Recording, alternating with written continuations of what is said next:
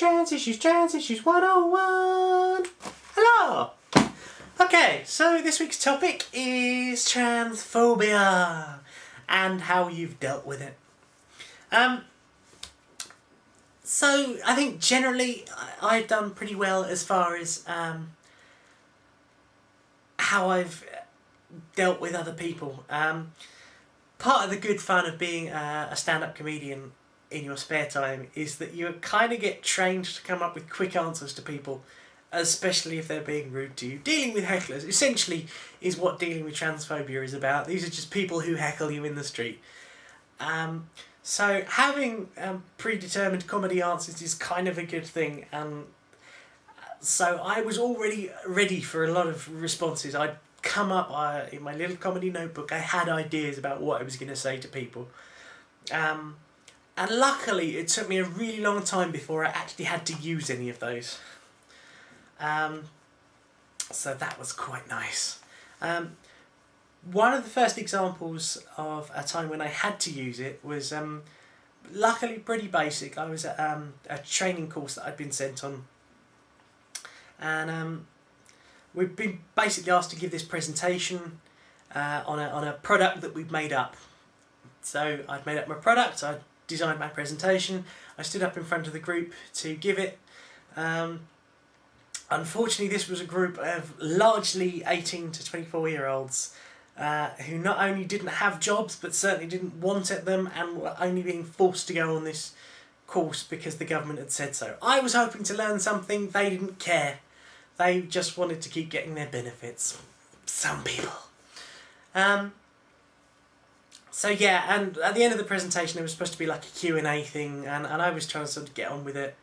And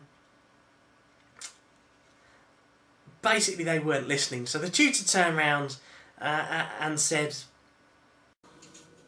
"Alright now, alright, listen to what he's got to say." I corrected him, of course, and said it's supposed to be she, and he just went, "Sorry, he, she, it." This is a government-funded learning facility. And they have signs up all over the wall going, "Diversity, diversity, it's vitally important." Oh, we have the equality bill up on the wall here. We have the equality bill. And it's, you know, lists. Okay, it's probably about the 15th item on said list about gender diversity. I don't know why I'm pointing there. I'm not planning on putting a graphic up for it. But gender diversity is on the equality bill. And they've obviously made this huge thing about it, but he just came out with that comment. I thought that was totally inappropriate, and I told him about it. But oddly enough, not a lot got done. So I was a little bit annoyed about that. The next occasion was about a month later, and this dozy looking guy, bit of a nose picker, just comes bowling up to me and he says, "Wearing women's clothes don't make you a woman." So I said, "Yeah, and having an opinion doesn't make you an asshole, but you're doing a bloody good job of it." And is usually the response I get to most of them, because the kind of people that are generally transphobic aren't that intelligent. Just saying. The next one was a guy in the street just down the road from me, with a couple of friends, just sort of walked past, did the old double take, and just went, "I want a vagina." Aw, congratulations on coming out in front of a complete stranger and all of your friends. Wow. I hope it goes well for you. Yeah, that confused him. By which time I was long gone. By the time he got out of that sort of mental just block of, was I just insulted? Yeah, by then I was long gone. Okay, here's the one I had about a week ago, which is kind of what made me bring up the subject in the first place as a possible topic. So I'm walking down the street and this guy just says to me, "You look like a man." You look like a rational, intelligent human being, but it's funny how appearances can be deceptive. Okay, one last one. This I had actually after I'd come off stage at a comedy gig about a month ago now. This interesting young lady turned around to me and said, "Oh, that was a really good show, but can I ask you a really personal question?" I was like, "Go on, brace for impact, but go on." And she just said, "So, like, have you got a willy or a fanny?" I've got a fanny, but it's an outie. Okay, there's a difference in definition on that word between the US and the UK. I'll let you Urban Dictionary it, you'll find out for yourselves. Oh, and one last one. So, let's imagine I'm walking down the street and all of a sudden you spot that person not too far away and they do that little double take. And from then they're just staring at you, kind of like this.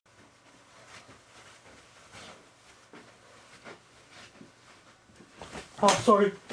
That's no way to treat people. I'm not a waxwork. You can't just... Oh. Stress. And I love the fact that they then bump into me. I'm just totally mesmerised. I feel like I should be pickpocketing these people just for a laugh. What? While you're distracted? Pling, I know. Don't worry, I wouldn't do that. So that's how I've generally dealt with transphobia directed specifically at me. But then there's like transphobia on television. So the first thing I do is I write angry emails to people. Generally, I'll write to the TV stations, but there's also Ofcom you can complain to, who are pretty good about dealing with any broadcasting complaints in the UK. I had to write to them recently basically about this show called Russell Howard's Good News. The format of the show is basically that they take stories that have happened throughout the week and just make jokes about them. Fair enough. The story one week was that a Thai airline was trying to employ mostly, or at least positively discriminate towards, trans people. Now this is a really important thing over there because basically it is very, very hard for trans people to find work outside of the porn industry or as in prostitution. So the fact that this was happening was a really great thing, that they were going to be able to be employed in some respectful manner, that they weren't just going to be abused or seen as sex objects. Which is, I think, a lot of people's big issue, certainly with trans women. I don't know if it's the same with trans men, that we're just seen as some object of perversion. And as a lot of my trans women friends will tell you, that when you're on the internet, if you're, on Facebook or in any sort of dating site in some cases, people just see it as, let's have a ladyboy, or the T word. I'm not going to say it because I hate it. But yeah, we're basically seen as sort of sex objects. So it was a really good thing that this company was trying to sort of help certain people out of that life potentially. The thing was, the joke they made was that if it happened over here with a budget airline, the ladyboys would be rubbish.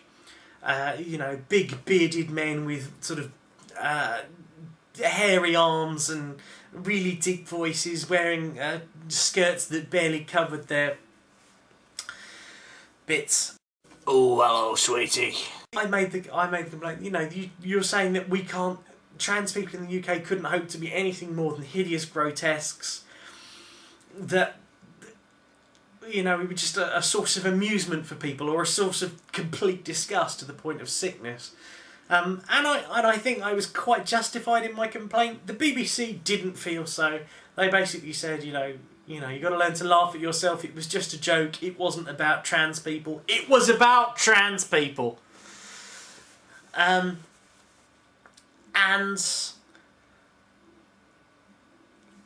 I got annoyed about it. I wrote to them. I wrote to the BBC. The BBC wrote back a generic letter, not answering any of my questions, and I later found out not answering any of the other 13 odd people that I knew online, that I knew about online.